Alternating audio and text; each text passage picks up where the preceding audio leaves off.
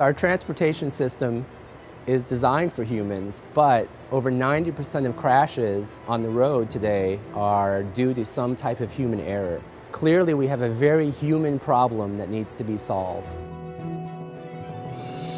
Complex research problems require putting together the right teams. NADS and the University of Iowa have conducted transportation research over the past 3 decades. Well, our research here at NADS is focused on the intersection of the driver, the vehicle, and the roads. We have been intimately involved with simulation research, and we cover a broad range of simulation expertise. The key research areas at NADS include understanding how driver behavior and performance can be used to look at driver state detection. We're looking at how drivers interact with connected vehicles and automated vehicles, vehicles of the future.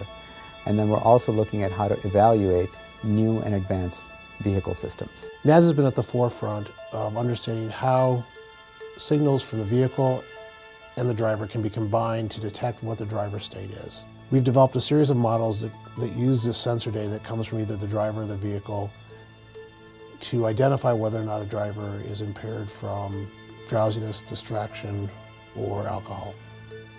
Mitigation is really the link between detecting driver state, detecting impairment, and the driver. So once we detect that a driver is impaired, what do we do about it?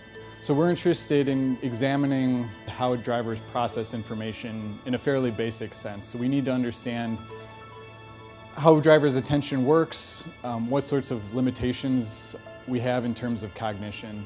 That includes a range of things, including what sorts of activities might distract the driver, what sorts of messages we can present to the driver and the driver have those be effective. And really the goal is to understand how those limitations translate into driver behavior. Mitigation can involve displaying icons or playing sounds or vibrating the seat or the steering wheel. How you warn the driver is best determined by what state they're in. Automated vehicles are poised to change the face of transportation and mobility. And this revolution is going to happen at a relatively fast pace.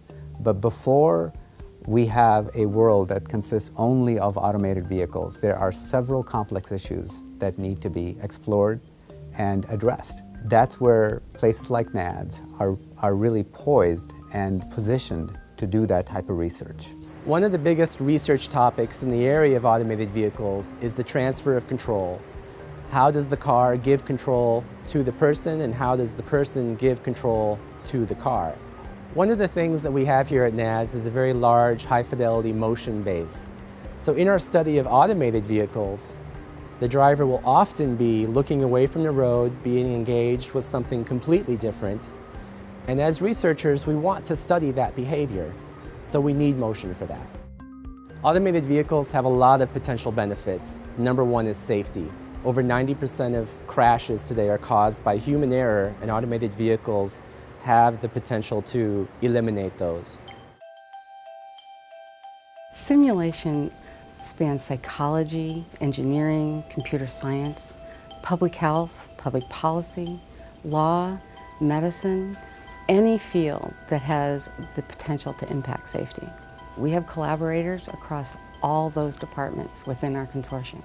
When you have people from different disciplines, from different experiences working together, you get a much more holistic approach to solving a problem. We collaborate nationally using our MiniSim network. One example is a data collection effort that included 5 sites across the U.S. to collect a national population sample. The SaferSim Consortium of universities is moving simulation technology forward, helping it address more safety issues both on national and state levels.